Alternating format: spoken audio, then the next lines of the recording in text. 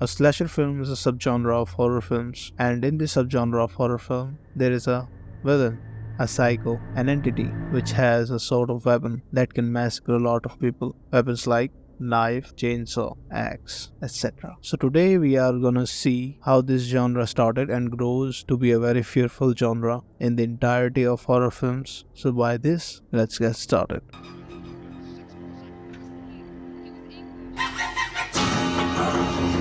Way back from our time, thousands of years earlier, the people of ancient Rome liked seeing people brutally murder each other in a circular stadium called Colosseum. Though in the early 19th century, Grand Guignol, the theatre, showed the film by Boris Turner's The Lunatics in 1912. It used very violent environment that attracted the people of the cinema, but eventually public cry led to this film to the passage of Hayas Code. Hayas Code is one of the earliest guidelines in the United States that restricts the sexuality and violence deemed unacceptable by the code. Other than this, the crime writer Mary gave horror literature a big influence by one of her novel, The Circular Staircase, that gets adapted into a silent film called The Bat.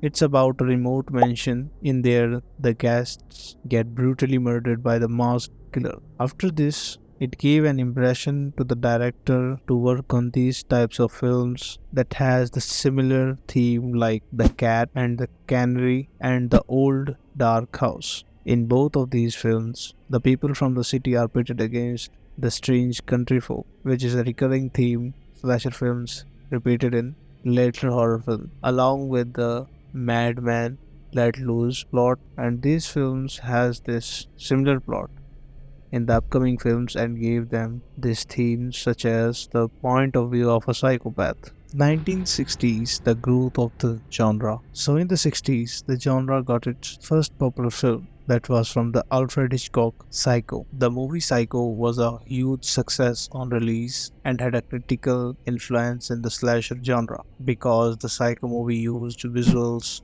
that was not appropriate on that times by the studios, like including scenes of violence, sexually, and shot of a toilet flushing.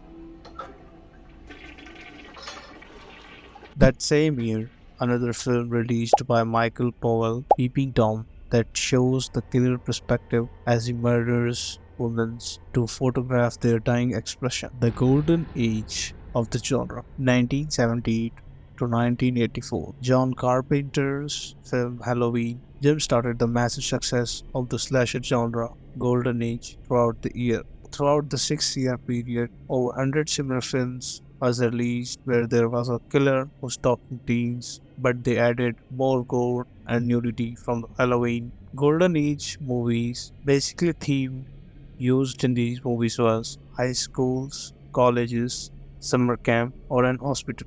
So let's go on with the timeline throughout the years. 1978, the golden age of slasher films was jump-started by the massive success of Halloween. 1979, notable slasher films from this year include When a Stranger Calls and Tourist Trap. 1980, this year saw the release of iconic shows like Friday the 13th, Prom Night, and Maniac. 1981, Wes Craven's The Burning and My Bloody Valentine was the release of this year. 1982, the notable films from these years was Friday the 13th, Part 3rd, Halloween, the Part 3rd, Season of the Witch, and The Slumber Party Massacre. 1983, films like Sleepaway Camp, Psycho 2, were released in this year. 1984, the final slasher film was released during Golden Age was The Irritation, but it was overshadowed by the success of Wes Craven's A Nightmare of Elm Street. These films, among others, contributed to the popularity and impact of the slasher genre during the Golden Age. As we wrap up our journey through the blood-soaked corridors of slasher horror history, we find ourselves in the aftermath of the direct-to-video surge and the birth of iconic franchises. The years 1984 to 1994 mark a pivotal era where Freddy, Jason, Chucky, and Pinhead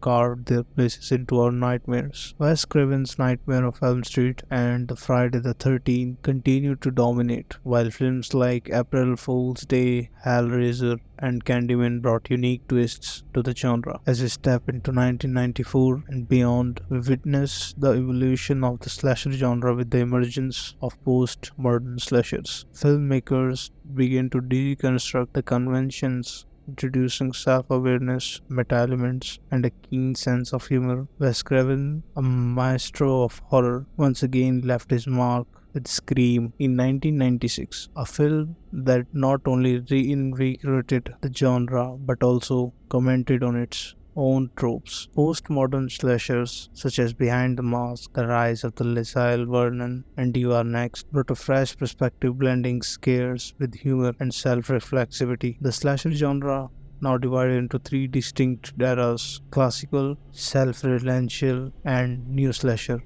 continues to captivate audiences with its ever-evolving narrative. So here comes the question: are they really a psychopath? Like in Peeping Tom, like he killed just to capture dying expressions, or they are just mad that their life or any other life does not matter to them. Maybe we never know when we met a psycho in our life where he is plotting to kill everyone. In his mind, we never know. So here we are, standing at the crossroads of horror cinema, where the ghosts of the past mingle with the self-awareness of the present. The legacy of the classical slashers lives on, but the genre has metamorphosized, adapting to the demands of the new era. As we bid farewell to the history of slasher horror films, we can't help but wonder what nightmares awaits us in the shadows of the new slasher cycle and beyond. As the credits roll on this chapter, remember,